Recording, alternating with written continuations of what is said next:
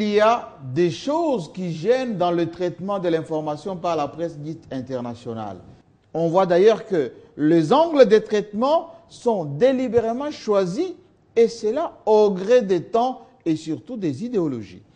Autant on ne nous explique pas qu'en Ukraine, par exemple, en ce moment, il y a d'un côté des séparatistes pro-russes, eux, méchants, qui sont là pour terroriser la population de l'Ukraine et surtout aller au démembrement de l'Ukraine.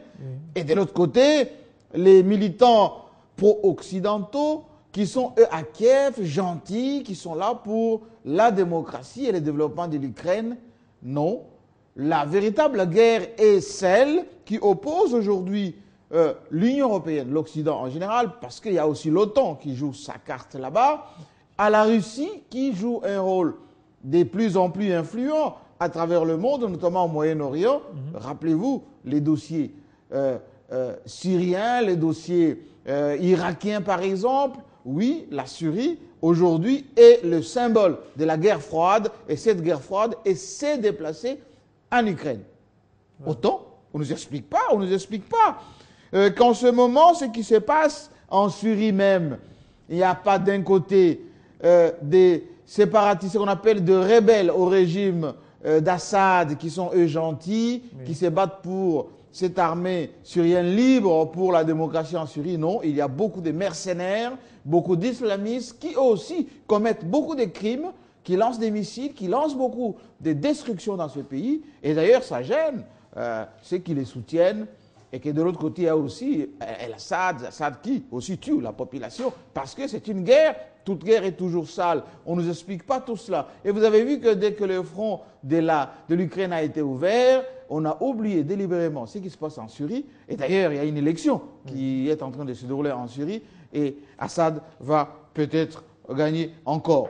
Et on ne nous explique pas d'ailleurs que les mêmes mercenaires ont joué un rôle très important dans la mort de Kadhafi en Libye, et que les mêmes mercenaires qui se sont déployés notamment au Mali et tout récemment en République centrafricaine pour chasser Bozizé. On ne nous explique pas qu'à chaque libération des otages, on paye toujours la rançon et que les journalistes sont toujours informés. Mais personne ne dit rien. Personne ne dit rien.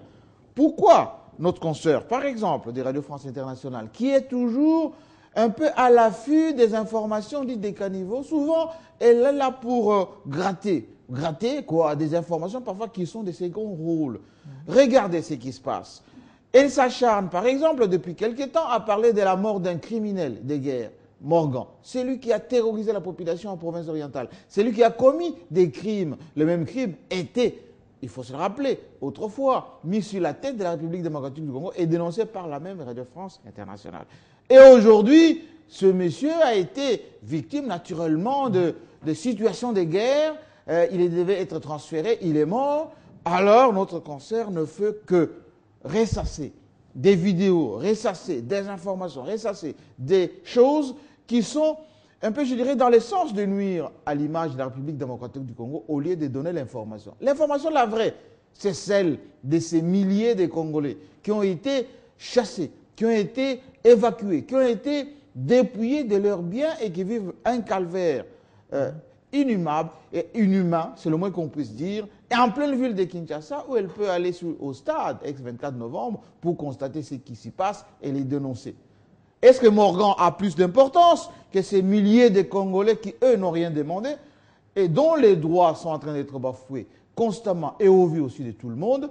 Imaginez une seule seconde si c'était la situation que la République démocratique du Congo avait provoqué, que des tollés, et qu'on aurait demandé, par exemple, des commissions d'enquête internationales, qu'on aurait vilipendé Joseph Kabila et son gouvernement à travers le monde. En ce moment, silence radio. Silence radio. Pourquoi? Parce que ce qui se passe en RDC gêne. Le développement de la RDC gêne. La démocratie en RDC gêne. Et beaucoup de gens qui s'acharnent à chaque fois sur l'évolution de la RDC, lorsqu'il y a une information qui peut hisser la RDC, on se tait. Mais lorsqu'il s'agit de taper sur la République démocratique du Congo, on n'arrête pas de taper dessus. Donc, on se pose bien la question, pourquoi nos politiciens, qui ont toujours la propension, surtout les opposants, à courir vers cette presse internationale lorsqu'il s'agit des points de presse, lorsqu'il s'agit de parler de telle ou telle violation des droits de l'homme, ne dénoncent pas ce genre de situation. Pourquoi nos ONG, de la société civile notamment, qui ont toujours, on va dire, la liberté, pour ne pas dire les ailes, d'aller vers cette presse dite internationale, et eux, ces ONG, qui disent toujours qu'ils sont là, ces membres de la société civile, pour défendre le peuple, le petit peuple. Ce petit peuple, il est là, au stade ex-24 novembre. Pourquoi on ne demande pas qu'il soit aussi défendu de la même manière lorsque on dénonce des violations des droits de l'homme? Ce sont là des questions qu'on se pose. Réellement, est-ce que le traitement de l'information doit être fait au gré des événements, au gré des objectivités ou plutôt des subjectivités des uns par rapport aux autres? Oui, la question reste posée.